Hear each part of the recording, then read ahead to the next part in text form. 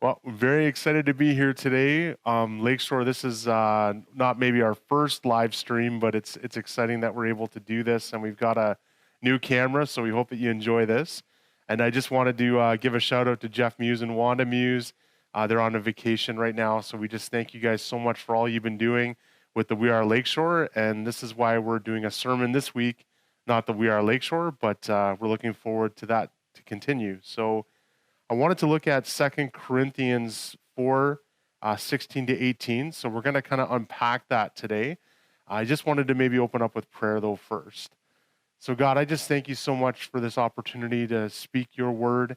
And, God, I pray that you would just prepare our hearts even now, that as we're unpacking your word and looking at just the truths that are in it, Lord. And I pray for each person, Jesus, that needs to hear this message today, that you would just open up their ears to hear, Lord Jesus. And I just thank you so much, God, that you love us amazingly and you are such a good Father. So we just pray that, God, as we are essentially meeting together today and just going through these truths, Lord Jesus, that you would just transform our hearts through the renewing of our minds, Lord Jesus, and the power of the Holy Spirit.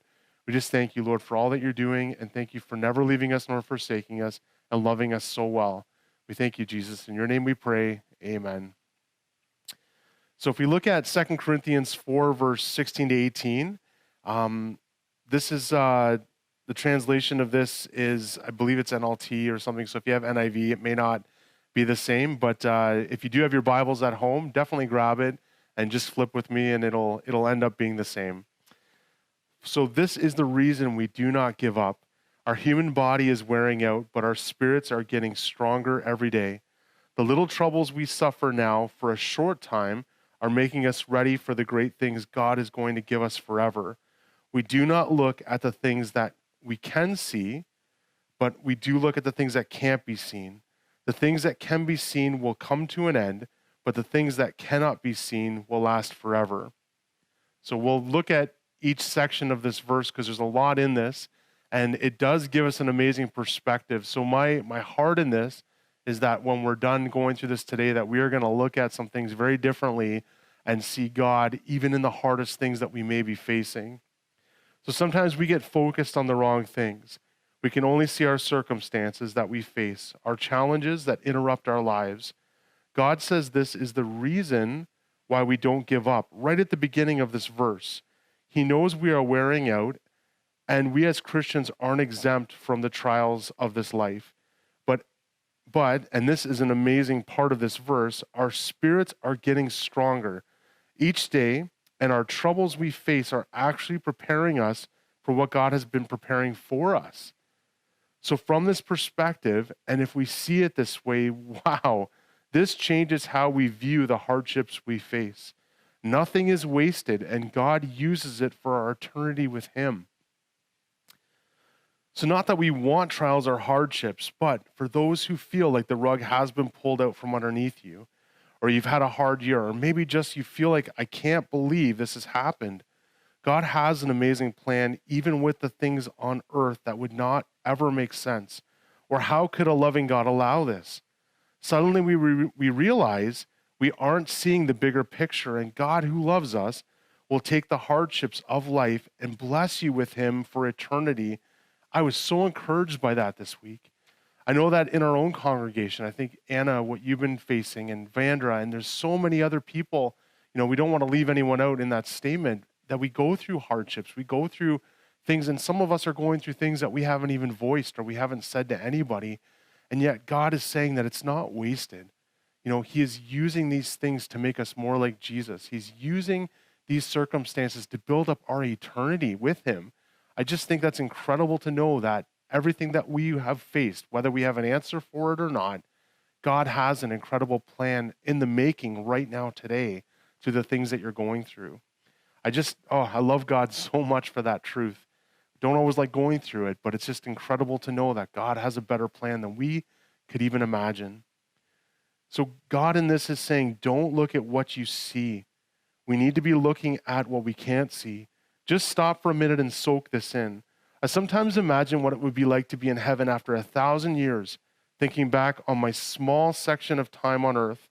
Now, I know heaven isn't based on time structure, But this is what I would imagine it would be like. After 1,000 years of being with God, knowing who he is in person, seeing him in his kingdom, if we could grasp that now, I believe that would change everything. If I'm looking back and saying, but I was so worried about this area, I was so upset about this person said this, and I had such a hard time letting it go. After 1,000 years in heaven, and it's for eternity, which is amazing, these things aren't going to matter. And if our perspective changes today and we start looking at kingdom building, we start looking at a heavenly mind or being more eternity minded rather than temporal here on this earth, it starts to change the way that we focus on things. It starts to make it easier to let certain things go or walk through really hard circumstances, knowing that this is just for such a short period of time that's shaping and making who we're going to be in eternity.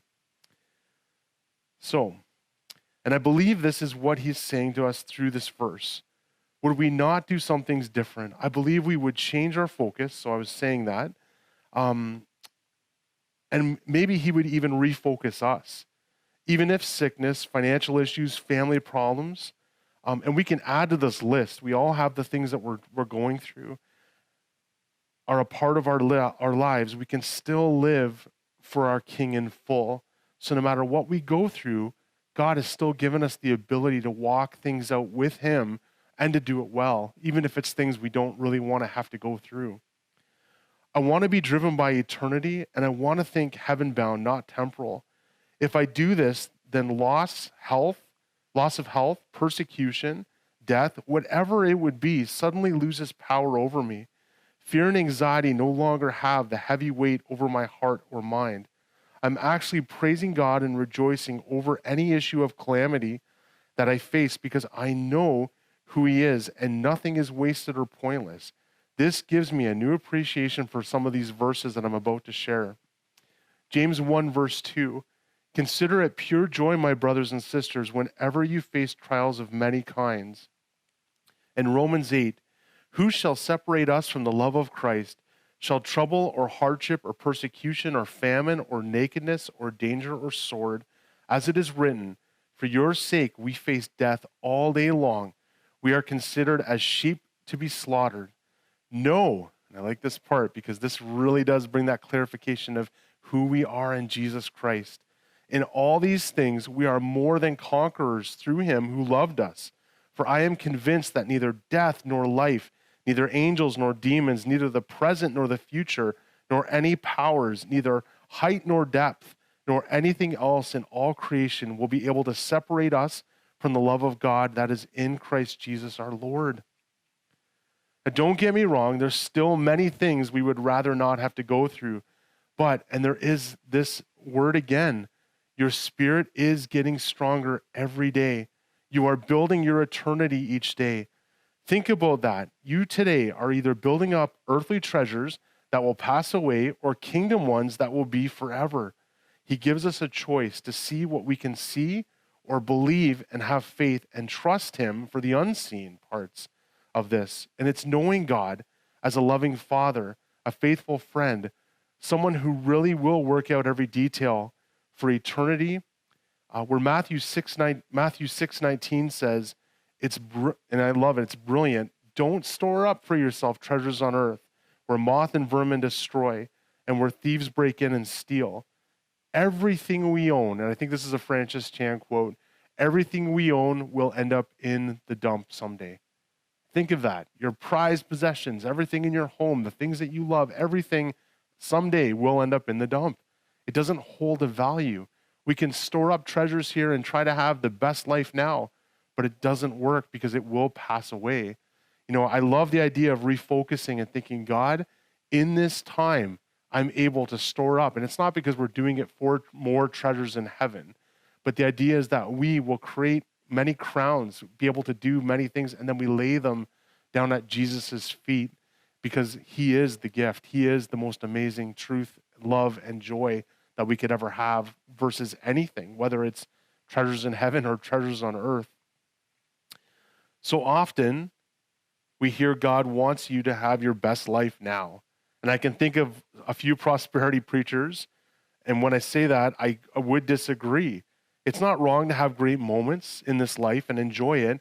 God blesses us, and we really are grateful and enjoy the blessings and the gifts. My kids bring me an incredible joy that I can't express sometimes. And I love my wife, and I am so thankful that God brought her into my life.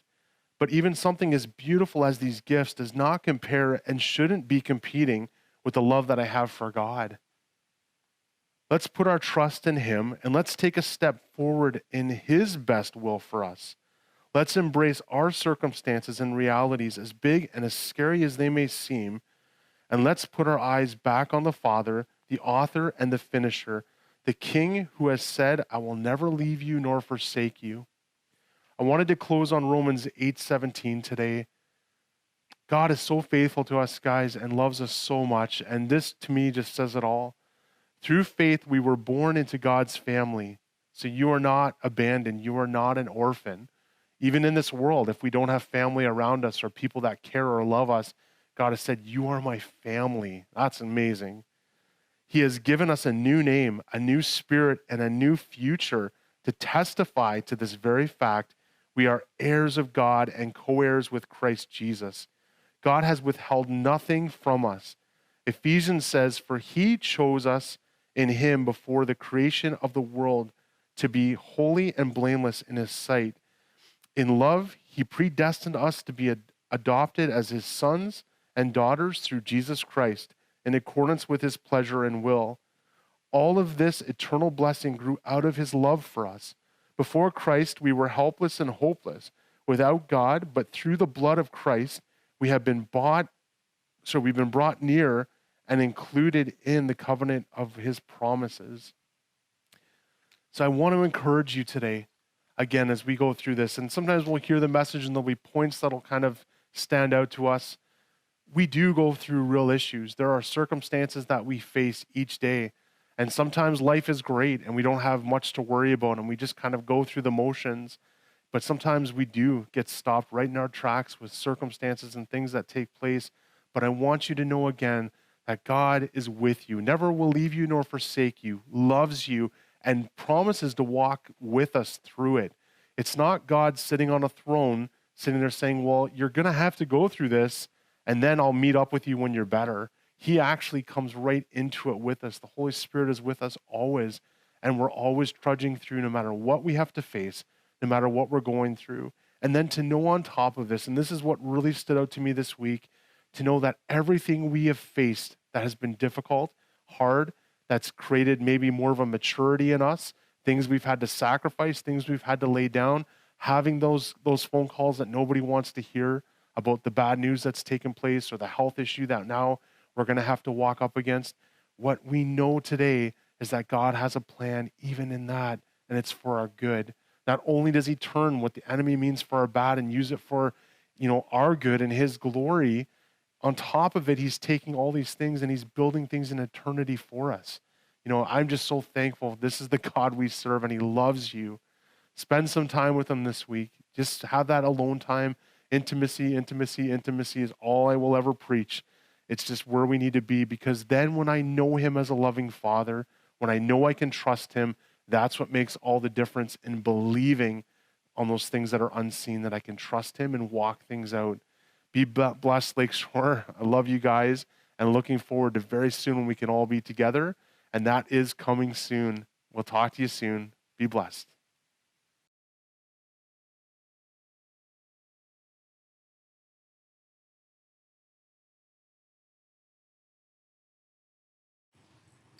On August 16th, we'll be having our first in-person church service in months.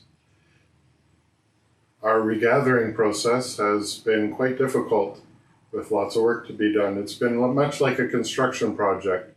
Delays, changes, updates, but it's all been worth it. The struggle for putting this together is not comparable to the struggle that some people have been feeling as we've not been able to gather.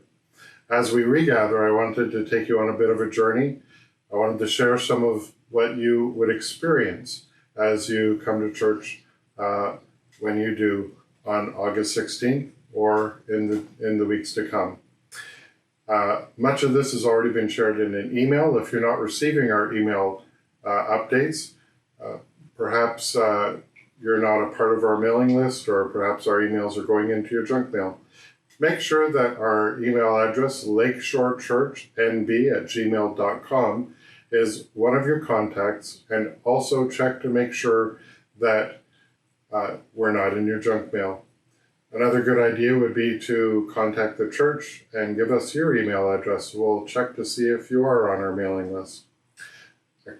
As I'm about to begin, I wanted to give you a little bit of some ideas of what to expect. Please remember that you will need to register each week for the church service. We want to make sure that there's enough seats in each service for the people who want to come. Each week, those people who don't have internet access will receive a phone call from the church staff.